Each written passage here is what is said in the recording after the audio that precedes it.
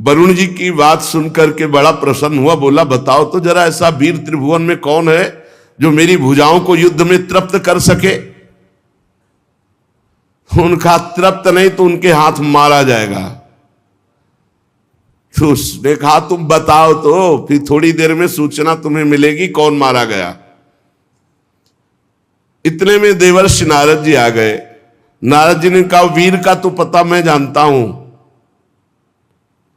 नारद जी एक ऐसे महात्मा है, चाहे जहां चले जाए, चाहे जिससे मिले सब सम्मान करते हैं। कंस से भी मिलते, कृष्ण से भी मिलते, सब से कहीं भी चले जाएं। नारद जी एक ऐसे विश्व पूज्य महात्मा है जहां असुरों के यहां भी इनकी पूजा होती है, कोई इनसे द्वेष नहीं करता। सब जानते हैं कि हित की बात बताएंगे। नारद जी ने बड़े हित की बात बताई। विश्व विजयी हिरण्याक्ष, तुम्हारी भुजाओं को तृप्त करने के लिए रसातल में एक वीर है जो वाराह रूप में विराजमान है और पृथ्वी लेने गया है। तुम जाओ, पूर्ण तृप्त हो जाओगे। ऐसे वीर हैं जो युद्ध में तुम्हें पूर्ण तृप्त कर। वो खिलखिला के हंसा और कहा जंगली पशु सुअर से मेरा युद्ध? अरे क्या बात करते हो नारद जी। नारद जी ने कहा ना समझ, अभी तुम नहीं जानते हो। एक बार जाओ तो रसातल तो पहुंचो। जल को चीरता हुआ वो महावीर हिरण्याक्ष जब गया तो देखा श्याम वर्ण विशाल शरीर, कोई साधारण सूकर थोड़ी थे, वो तो भगवान ने वाराह रूप धारण किया था। जाकर के दहाड़ा हिरण्याक्ष और गए ना समझ, छोड़ पृथ्वी को और मुझसे युद्ध कर। सुराधम, मैं तुझे ही खोज रहा था। मैं देखकर तुझे समझ गया कि तू सूकर नहीं है, तू हरि है। भगवान का पार्षद है। ये माया से लुका छिपी तू दूसरों के सामने कर। ठीक बात कह रहे। ये लुका छिपी हम अज्ञानियों के सामने कर सो, वो ज्ञान शिरोमणि है। मेरे नेत्रों के सामने तेरा माया का जादू नहीं चलेगा। और भगवान ने कहा तो दृढ़ वैर देख लो, दृढ़ वैर ये दिव्य पार्षद है। हम बहुत हृदय से प्रणाम करते हैं कि भगवान की आज्ञा पालन। हम माता कैकेयी को बहुत प्रणाम करते हैं। एकांत में भगवान राम जी ने कहा था माता ये बात ना कौशल्या जी पूर्ण कर सकती है और ना सुमित्रा जी पूर्ण कर सकती। माँ तू मुझे बहुत प्यार करती है, मेरा अवतार जगत कल्याण के लिए हुआ है। माँ यदि कल प्रातः काल राज्याभिषेक स्वीकार कर लिया तो जिस कार्य के लिए आया वो कार्य नहीं हो पाया। इसलिए माँ तू कृपा करके मेरा 14 वर्ष का वनवास ऐसा तू मांग। कैकेयी जी ने वो बात स्वीकार की। देखो अपने प्यारे राम जी की इच्छा के लिए अपनी निंदा सही। अपने प्यारे भरत का वियोग सहा, भरत ने कभी मां नहीं कहा, और वैधव्य सहा, जगत की निंदा सही। ये विशेष जो भगवान के प्रियजन होते हैं इनको समझ पाना बड़ा कठिन होता है। तेरी माया दूसरों के सामने चलेगी, मेरे सामने नहीं चलेगी। मैं तेरा नाश करने के लिए समर्थ हूं, हिरण्याक्ष कह रहा है। मूढ़, तेरा जो बल है वो योग माया ही है ना, तुझमें कोई पुरुषार्थ नहीं, केवल योग माया से तू बली है। आज मैं तुम्हारी योग माया को चकनाचूर करूंगा। जब मेरे हाथ से छूटी हुई गदा तुम्हारे सर पर पड़ेगी तो तुम्हारी योग माया नहीं बचा पाएगी तुम्हें। तब जितने तेरी आराधना करने वाले भक्त देवता ऋषिगण है ना, ये तब समझ पाएंगे कि तेरे से भी बलवान हिरण्याक्ष है। हिरण्याक्ष भगवान को ऐसे दुर्वचन बोल रहा था। भगवान अपने दांत पर पूरी संपूर्ण पृथ्वी भयभीत हो गई। भगवान ने कहा तुम चिंता मत करो, बिल्कुल चिंता मत करो, तुम हिलोगे भी नहीं, तुम्हें थोड़ी भी कोई परेशानी नहीं होगी। भगवान वो बोलता गया, पीछे ललकारता गया। भगवान आए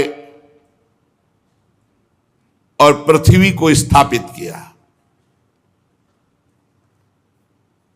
तीखी दाढ़ वाला वो हिरणाक्ष भगवान से कहता जाता है, बड़े वीर हो, तुम्हें भागने में लज्जा नहीं आती, लेकिन तुम कुछ भी कर सकते हो, तुम्हें संकोच शर्म तो है नहीं। अरे मैं ललकार रहा हूं, मुझसे युद्ध करो। भगवान ने जब आधार शक्ति का प्रयोग करके पृथ्वी को स्थापित किया,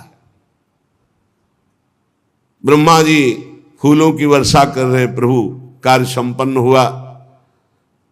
मनुष्य रूपा की संतान इसी में पलेगी, आप पृथ्वी लाकर बड़ा जगत का उपकार किया, मंगल किया।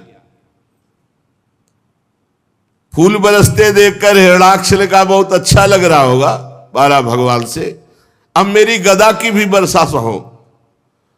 और उसने भगवान को कटु वचन कहते हुए गदा का प्रहार किया।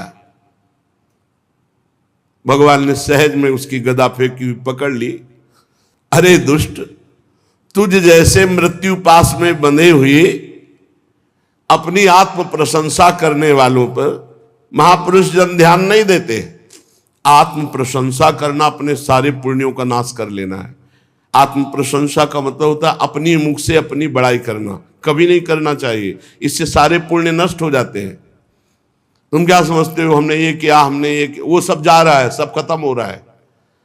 अगर कोई तुम्हारी प्रशंसा करने लगे, राधा राधा राधा, तुरंत काट दो, राधा राधा राधा। अरे भगवान की कृपा, गुरु की कृपा से कुछ बन जाए तो बन जाए, मुझ जैसे अधम से क्या बन। ऐसे अपनी प्रशंसा करना और दूसरे की निंदा करना सारे पुण्यों का नाश कर लेना है। भगवान कह रहे हैं, तू अपने मुंह से आत्मश्लाघा कर रहा है, अरे अभागे, तू मृत्यु के पास में बंधने वाला है। हां, तुझ जैसे वीर से मैं भयभीत होकर भागूंगा। अरे भाई, मेरी सामर्थ्य कहां कि तुम्हारे सामने खड़ा हो जाऊं। भगवान वाराहदेव निशंक होकर ऐसा उत्तर दे रहे। अब जब दैत्य ने देखा कि भगवान उपहास कर रहे, तो क्रोध से तिलमिला उठा और बड़े वेग से मुष्टिका का प्रहार किया, घूसे का प्रहार भगवान पर। देखो, भगवान के श्रीअंग का स्पर्श प्राप्त कर रहे। भगवान टेढ़े होकर के अपने को प्रवीणता पूर्वक बचा लिया। जैसे योग सिद्ध पुरुष पर मृत्यु आक्रमण करती है, तो वो परमात्म चिंतन में स्थित होने के कारण उस पर मृत्यु का कोई प्रभाव नहीं पड़ता। जैसे बताया कि जब भक्त का शरीर छूटता है, तो जैसे मतवाले गजराज हाथी से गले की माला टूट कर गिर जाए, उसको पता भी नहीं चलता, ऐसे जन्मत मरत दुषा दुख होई। वो योगी को जो जिसका चित्त परमात्मा में लगा हुआ है, भक्त को जिसकी चित्त वृत्ति भगवान में लगी हुई है, और ब्रह्मज्ञानी को जो आत्मबोध प्राप्त है, तीनों को मृत्यु का दुख नहीं होता। अब तो वो क्रोध से ओट चबाता हुआ हिरणाक्ष गदा लेकर बार बार घुमाकर भगवान पर झपटा। प्रभु वो गदा प्रहार कर ही पाता कि अपनी गदा से उसकी दाईं भौं पर प्रहार किया, पर हिरणाक्ष ने अपनी गदा में वो प्रहार रोक लिया। अब भगवान और हिरणाक्ष का भयंकर युद्ध, देवता लोग तो फूले लिए खड़े हैं। भगवान इसको ज्यादा खिलाइए मत, ये बहुत बलवान है। ब्रह्मा जी भी कहने लगे, देव ये दुष्ट दैत्य बड़ा प्रबल है, ये भक्त देवता ब्राह्मण गौ निरपराध जीव इनका नाश करने वाला है, और जो इनका नाश सोचता है आप उसका विनाश जरूर कर देते हैं। इसलिए महाकंटक रूप है प्रभु, इससे खिलवाड़ मत करो। ये दुष्ट बड़ा मायावी घमंडी निरंकुश है। प्रभु आप ऐसे खिलवाड़ कर रहे हैं जैसे कोई गरुड़ सांप के बच्चे से खेले। प्रभु आप खिलवाड़ मत करो, हे देव ये महाबलवान है।